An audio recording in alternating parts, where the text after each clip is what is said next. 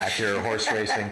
I was away for 3 weeks and had a great time, but it's nice to be back. But the weather got a little cool today. It was nice yesterday when I came back. Yeah, and it's going to be 28 with the humidity. It's going to be very warm tomorrow and windy, but today's a little chilly. But I'm wearing shorts and a t-shirt. I'm going to see how long I last out there talking about the horses in the paddock. But I'm glad you're back because, boy, oh boy, I was talking a lot. Oh, you were, right? For 2 weeks, yeah, it was not good. Now they tell me that I talk too much, so... Okay. I'm glad you had a good European vacation. I went to Russia, as a matter of fact, of all places in the world, and I just loved it. Spent a couple of days in Russia, and then I went to Copenhagen for 3 days, where Renee Hunderup's from, and got some tips on where to go, and just a fabulous place. And I haven't seen a horse race in 3 weeks, so that's kind of scary in my life. I don't know when the last time I haven't seen a race in 3 weeks, but wow. I'm going to see one soon because we got 9 races on tap. And, you know, our feature race, the last race on today's card, I think is a really, really nice race. There's a couple of nice horses in there. But let's start off with race number 1. It's a maiden event. These are Ontario Sire 2-year-olds going a distance of 300 yards. And I got a feeling that the little mascara guy might win his first race here. Yeah, boy, he's come close. Ismail has come very close. He's got 4 second-place finishes. I think it's between the 1 and the 2, Nick. I picked the 1, Queen's Award. I like the way she finished fairly mildly, finished nicely in the Ontario Sires Futurity. And before that got beat a nose in a very good trial event.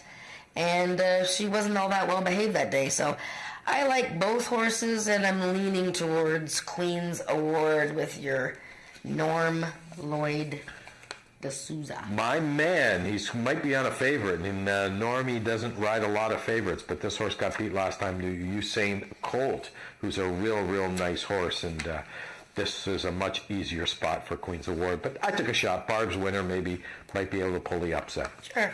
Race number 2 is a starter allowance race for 3-year-olds and up, which have started for a claiming price of $7,000 or less since October the 1st, 2016. 300, the distance, the start of the pick 3, and today's pick 5. Is there a carryover? There is. For a couple of days, there's a carryover, so it's a nice, juicy, I can't remember the exact number, but it's going to be a nice payoff today if you can, string together the 5 winners.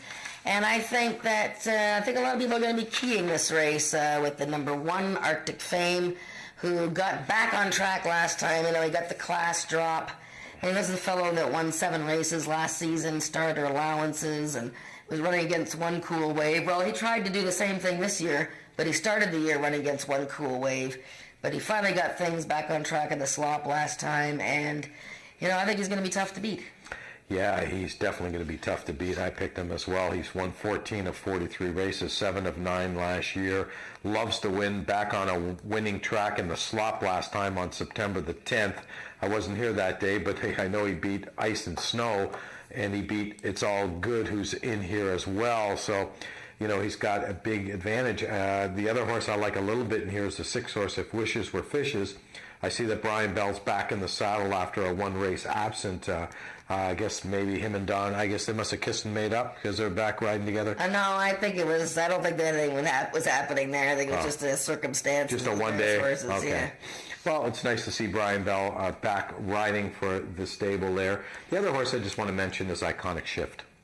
Yeah, I don't think you liked the slop last time. I watched the race a couple of times this week, and it just didn't look like he was really too thrilled about the slop and the mud in his belly and all that. So, and before that, he was racing against One Famous Glass. And that's a squeak. And Silky Senator and Country Boy and all that. So, yeah, I picked Iconic Shift in the top 3. I think the exactor there is wide open. Right. And I like, the horses with the letter I, their names start with the letter I, are the ones that I think are to choose from behind Arctic Fame. There you go. And I didn't even mention Fast Streaking Nick. But anyways, I don't think he's good enough, but I've been fooled before. Yeah, you haven't mentioned him, so maybe it'll be his lucky day then. The 3rd race is a claiming event, $7,000. The claiming price in here, I guess there must be a error on horse number 7. I don't see a claiming price. It's got to be $7,000 because it's a straight claiming race. So the 7 horse is in for the tag, and unless I'm wrong. So if I'm wrong, I'm sure Alan will be, Alan, the race secretary here, will be running at me and saying, no, you're wrong. But I think it's just a typo that it was missed there. Anyways, I like the 2-horse Zooming By, Joe Tavares, Chelsea Willick.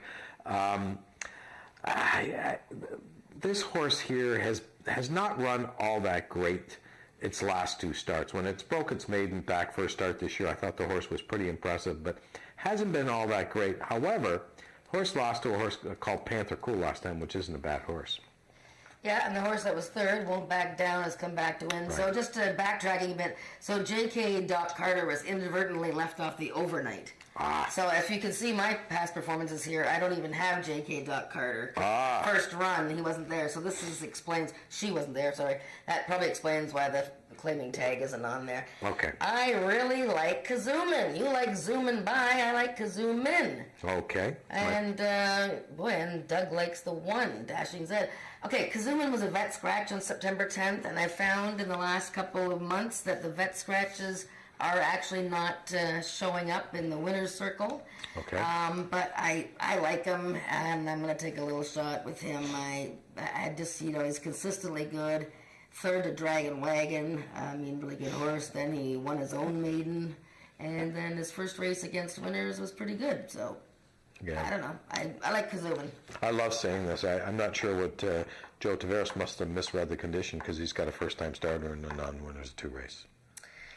Well, I don't. And with Brian Bell in the saddle too, so that's kind of interesting. The mare was very good, actually. She won almost 40,000. She was 4th and 5th in a couple of big stakes races.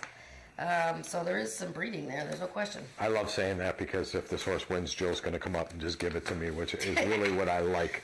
I love being wrong sometimes.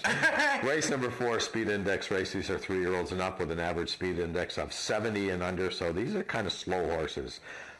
So we got to find the fastest of the slow horses, and I went with Fish and Feature, Brian Bell. The horse is a winner, which I really like. I mean, what I do in speed index races is, if you're not a winner, you're X'd. I mean, I don't like maidens running against winners. I just have a real issue with it, and it's very, very rare that you'll see them beat winners. Although it's possible, but it's not going to win with my money. So there's 3 horses in here that have won races, the 4, 5, and 6.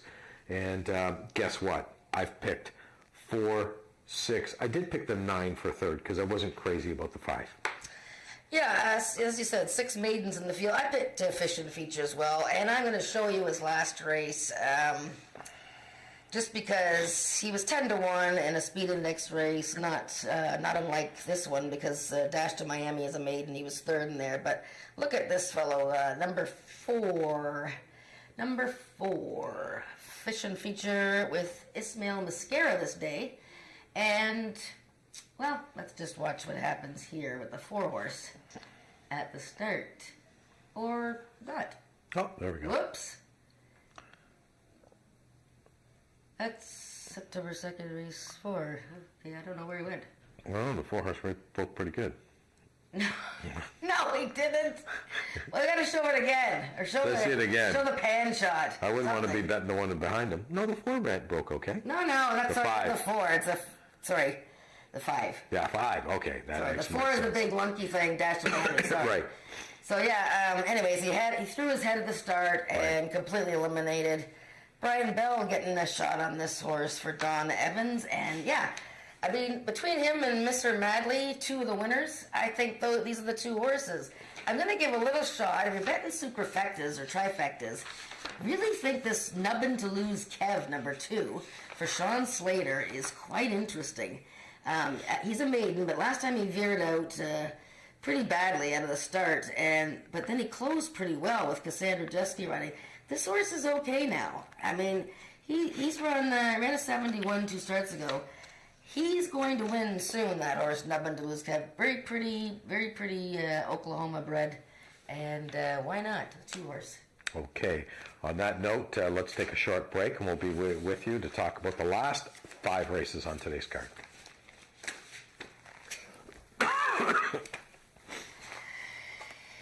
discover the true meaning of the word horsepower. Feel the excitement, the power, and the thrill of quarter horse racing live at Ajax Downs. Watch the world's fastest horses soar to the finish line. Enjoy off-track betting in their state-of-the-art simulcast room with thoroughbred and standardbred racing from across Canada. Take in all the action from their well-appointed VIP room. It's fun and excitement for the whole family at Ajax Downs. For race dates, news, and more, visit ajaxdowns.com. Okay, race number 5 is another speed index race. These are 3-year-olds and up with an average of 80 and under, so a little faster than the horses in the previous race we just talked about. I was struggling with this race between Bewitching and It's Sweet to Be First. Those are the two horses I'm struggling with. Yeah, and they're both pretty lickety-split out of the gate. Bewitching, that was an amazing race she ran last time. I don't know if you remember, but she broke out of the gate. Well, someone else was fractious right beside her and broke through the gate and ran away without the jockey. And Bewitching broke through the gate as well, but Corey Spataro stayed on and gathered her up, and then she went back into the gate, and then she won that race with her ears pricked the whole way down. I mean, it was pretty neat. So she's all right, Bewitching. It's Sweet to Be First. He's really on his game now. Once he got the maiden win, and he just missed last time. Brian Bell and him are getting along real well, and I think It's Sweet to Be First is the horse to beat. But I'm going to show you the race of number 7, Chili Pepper. How's that? Sure. Because you know what? She's been racing against, before you start it, guys and girls, she's number 5. Make sure I get it right this time. Running in the Ontario Siders Derby here last time, and running against much tougher for the last few races. Number 5, Chili Pepper, against a pretty tough field here. Now you can roll it. She's got the big white face and the blue silks. Jostle here, jostle there, jostle. I mean, it's just. And look, it may not look like much to say people, watching thoroughbred racing, but in a quarter horse race, especially a stakes race worth almost $70,000. Not only was the competition tough for Chili Pepper, but, that was just not a good start, and she didn't really have any chance. There she is. She broke a bit outwards. She got jostled around pretty good. So I forget about that race. Before that, she ran against Eleanor in the trial, and before that, she ran in the slop. So if you throw out 3 races, and I'm not afraid to throw out lots of races, Nick, and go back, you have a 90 on Chili Pepper, and Ramiro Castillo, red hot after winning 3 races on Saturday at Century Downs, including 2 stakes. Chili Pepper is a dangerous horse in this race. Okay, you heard it right here from Jennifer. Don Cherry, you kids out there. That's Chili it. Pepper. That's Chili it. Pepper. Who do you like? Chili Pepper, and It's Sweet to Be First. Just checking. Okay. All right. You can change your mind. Who do you like still? Now, Chili Pepper. Chili Pepper, okay. Let's go to the 6th race, an optional claiming event, 7,000, the claiming price, and we've got no horses in for the tag, so they're all in for the condition. These are 3-year-olds and up. Have not won 2 races since September the 1st, 2017. The start of today's late pick 4. We have 2 pick 4s on the card. We have the 3rd race, and we have the 6th race starting in here. And I kind of like a horse that might be a bit of a price that is a little hidden in here. Denali Teleroff. Horse ran against One Famous Glass last time, and the start before against Country Boy 1, 2, 3. Those are really, really tough races against some very good horses. Gets back into a condition allowance race. Gets a really good post. Gets a rider change with Serapio Figueroa. Yes. Did I say that right? You did, Serapio. Yes, you did say it. Very, very much so. And, he's... Nice Irish boy. Yeah, and tall. He's tall, too. Very tall. Of course, everybody's tall to me. Yeah, I mean, look at Denali Teleroff, of course, champion 2-year-old filly here 2 years ago, has, taken a long time to get back to the winner's circle. It's been more than a year. But she has been running hard against some good ones, so she's one to consider. Our picks are all over the map here, but if you notice, the 2, 7, and 5 are generally the same. But you know what? I like Runaway Cause here. Now, you have to realize that I don't know if it's fixed in the program. It is fixed in the program. Okay. So the running line earlier on this horse had her coming from 5th to finish 3rd. She led all the way in that race and just got nailed by One Famous Glass and Swingin' Bear. This is a wonderful mare. I mean, she runs 90, 95. Corinna Andros is really, on a roll, picking up things here. Business is picking up. She's riding well. And this is the horse that I picked, Runaway Cause. I just, I like her. Hesty Sport. I mean, come on. Had that big winner at Woodbine on the weekend that was just fabulous. Yeah, I missed the race, but I know you text me and say, did you watch the Hesty Sport horse? And I didn't because I was away.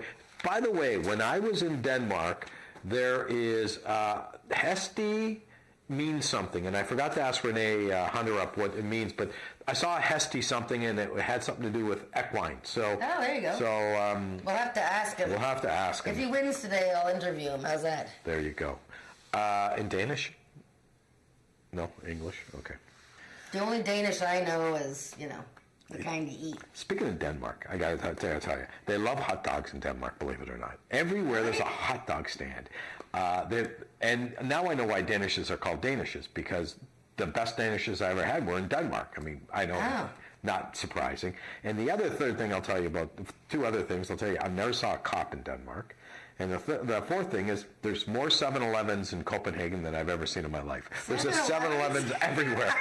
It blows my mind away. Like Tim Hortons here. Yeah, it's like Tim Hortons here. There's 7-Elevens everywhere. That's interesting. Okay. Okay, race number 7 is a claiming event, $10,000 for Ontario Sire 3-year-olds and up, which have never won 3 races, and I went with the 5, Smoking Gun. Well, I mean, he's going to be, if he's not 2-5, then there's something wrong. I don't know, Here you go. You can have him for $10,000. The horse has never run in a claiming race. He just ran the Ontario Sires Derby, and he was 3-1 that day. He got very upset in the gate because, what's his name, that Jess horse was freaking out. So he got upset and didn't have a very sharp start from the gate. Finished third to Eleanor, and here he is running against horses that I just don't think anybody in this race can beat him. I mean, this has got to be the key all over the place for the late pick 4, and I mean, I don't know. I mean, can anybody beat this horse today?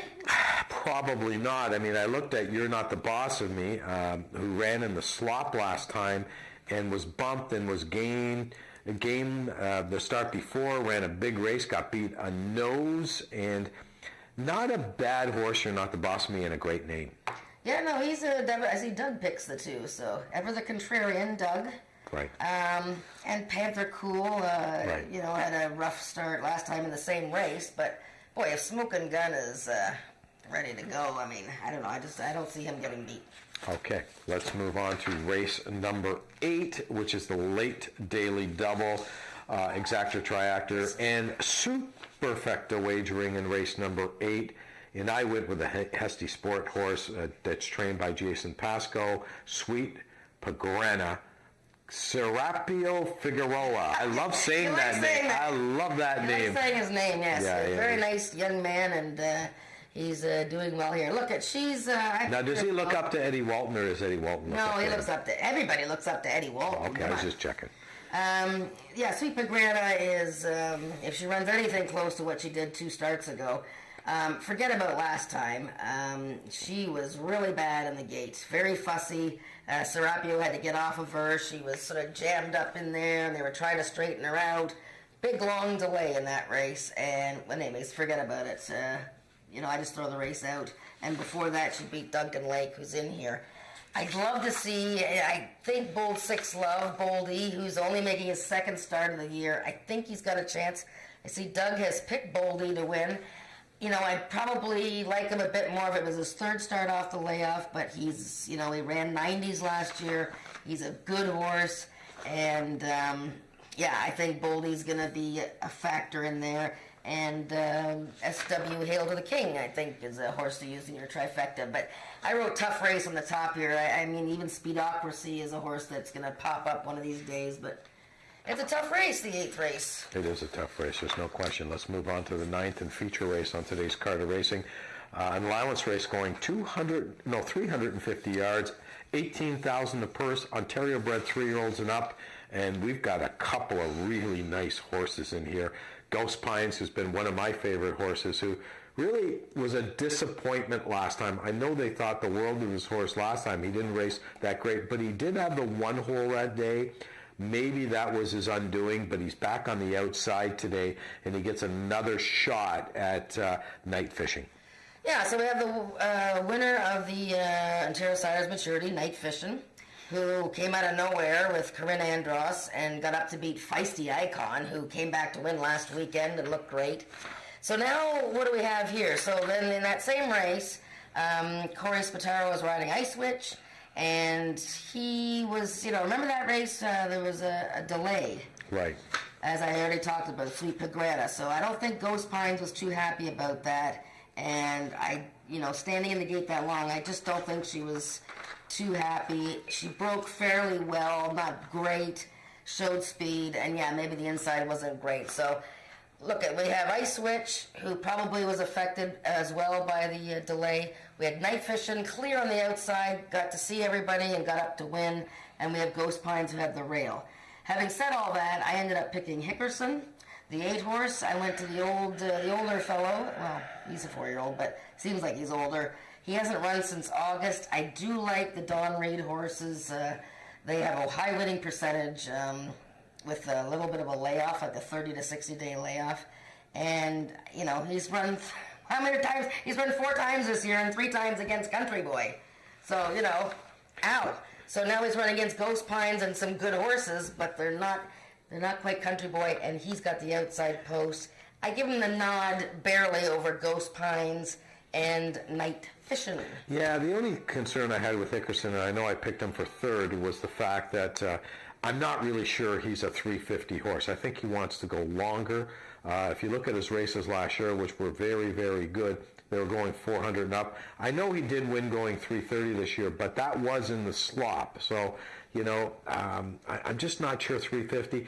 And if we go back to the Brian Bell back in the saddle again with that stable, he did pick Ghost Pines, which is really unusual. If he's first call, he's usually first call, and he did go to Ghost Pines. So that's why I went with Ghost Pines over Hickerson. So, but I think it's a really, really good race. And Night Fishing, hey, listen, what can you say about Night Fishing? He's run 7 times in his life. He's won 4 with a 2nd and a 3rd. That's 6 out of 7 in the money. That's a very, very consistent horse for this 4-year-old mare. It's a very good field. It's a great field. Sugarman's Delight is no slouch, okay? No. I mean, I want to put him in there somewhere. I think Sure. he's a really good horse that is due to pop up and win. So this last race is, I think the race where you have to spread them for the pick 4 and the pick 3. Okay, that's our show today, Talking Quarters. We're going to be with you throughout the day. Jennifer will be in the paddock, and I'll be inside in the warm. We'll see you later on. Makes me feel alive.